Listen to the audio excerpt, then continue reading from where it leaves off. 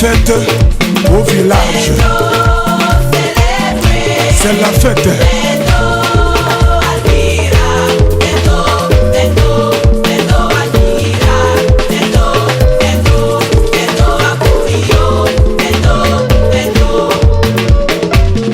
Les femmes.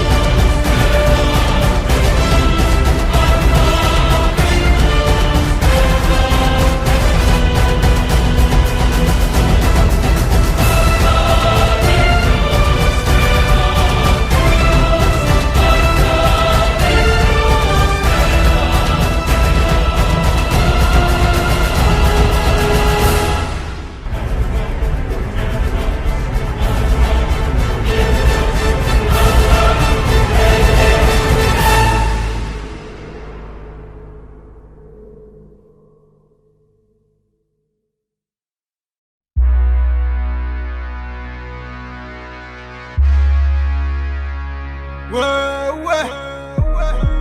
Ok. Quelle évolution. On est ensemble la famille. Yeah. MDR. Ok. Allez, oh, JC. Cara ça tout bem. Gano ton humain. Bono plalouté.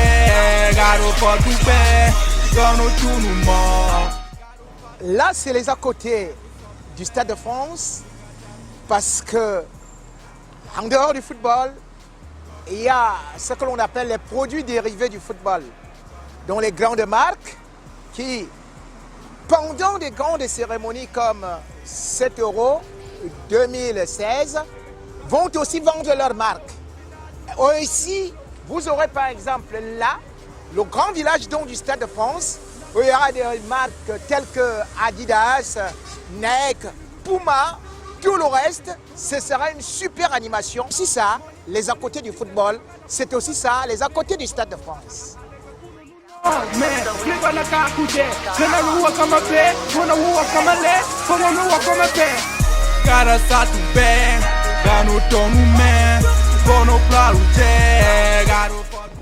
Chers téléspectateurs, bienvenue au Stade de France. C'est ici qu'il y aura l'apothéose de l'Euro 2016. Le Stade de France, c'est un joyau architectural inauguré en janvier 1998 à l'occasion de la Coupe du Monde organisée par la France. Le Stade de France, c'est le plus grand joyau architectural et modulable du monde en ce qui concerne les stades. 81 338 places assises. Et lors des concerts, ça peut aller au-delà de 100 000, puisque c'est modulable. Le Stade de France, c'est un gazon qui a été méticuleusement et soigneusement semé. Rendez-vous compte, 1 milliard de graines pour avoir la pelouse du Stade de France. Et au-dessous du Stade de France, il y a ce qu'on appelle le toit. Le toit est rétractable. Il est sur 6 hectares. Et le toit du Stade de France, c'est 13 000 tonnes. Là, au-dessus, 13 000 tonnes. Rendez-vous compte, rien que le toit.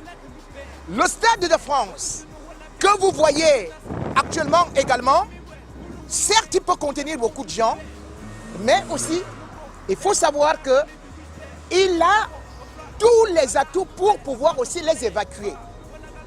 81 338 personnes peuvent être évacuées en cas d'attentat, maximum 15 minutes. Et pour l'Euro 2016, on a fait des répétitions et on est allé à l'évacuation qui pourra durer maximum 7 minutes pour 81 338 personnes. C'est pour vous dire que là, au Stade de France, c'est là où la France a marqué le monde et c'est là aussi où la France montre le bon visage des investissements en infrastructures sportives. À l'intérieur du Stade de France, il y a les écrans géants. Les écrans géants ont une superficie de 192 mètres carrés, c'est-à-dire l'équivalent d'un stade de tennis. 192 mètres carrés. Et au-delà de ça, pour l'éclairage, vous ne saurez jamais s'il fait jour ou s'il fait nuit. Parce qu'au Stade de France, c'est 550 projecteurs qui y sont pour vous dire que lorsqu'on y est, à tout à l'heure, le Stade de France.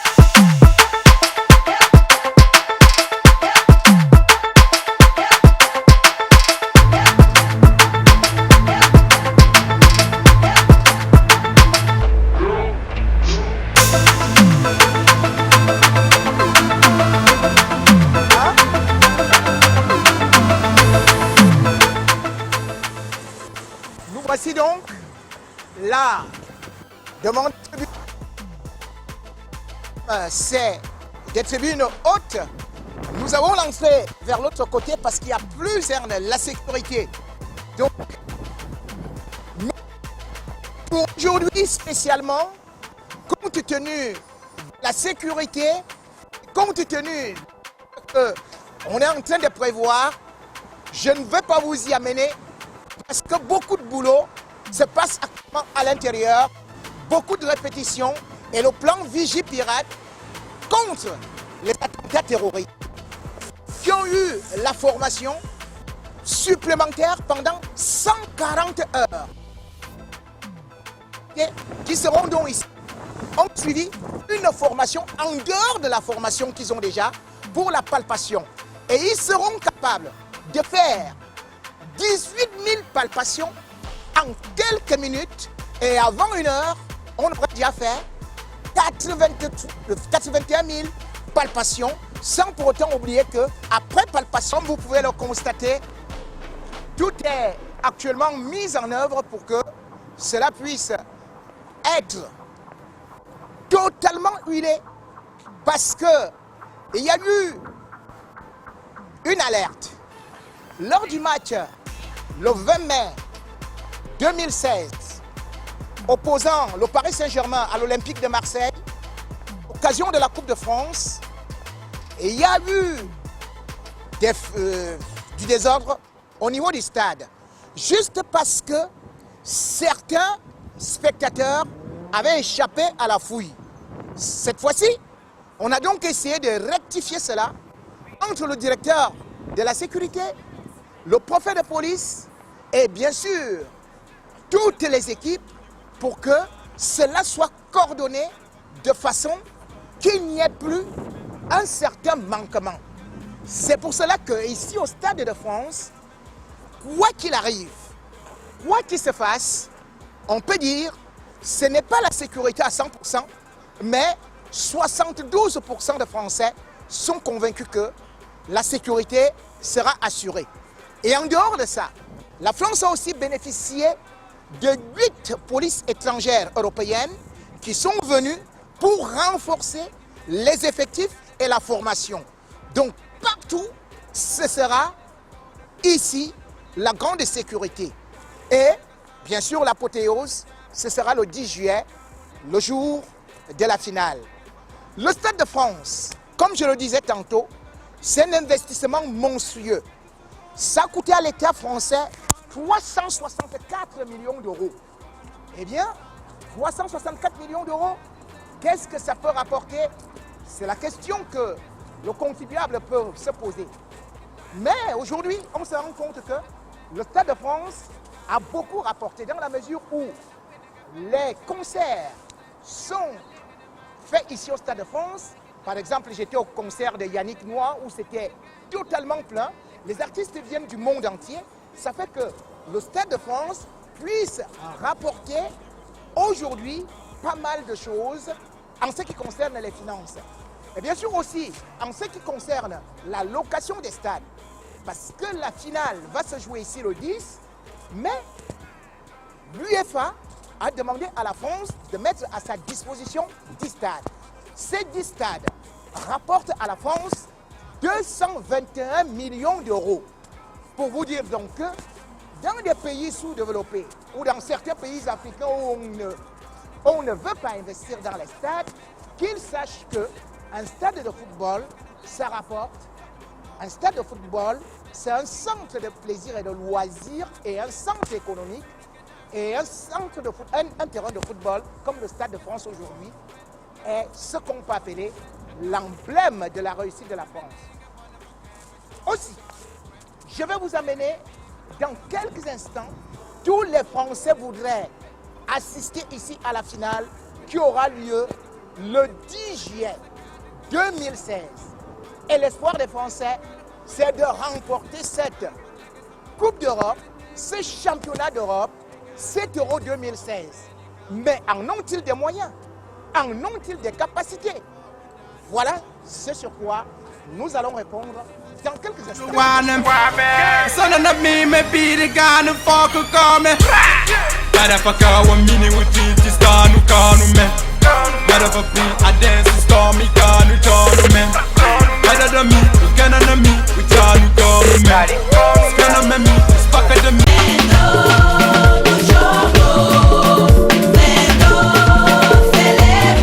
Levez les mains.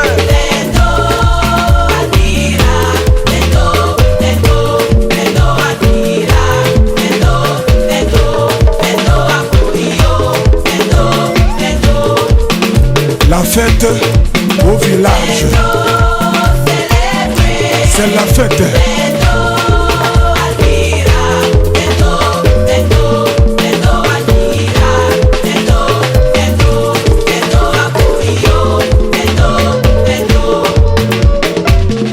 Les femmes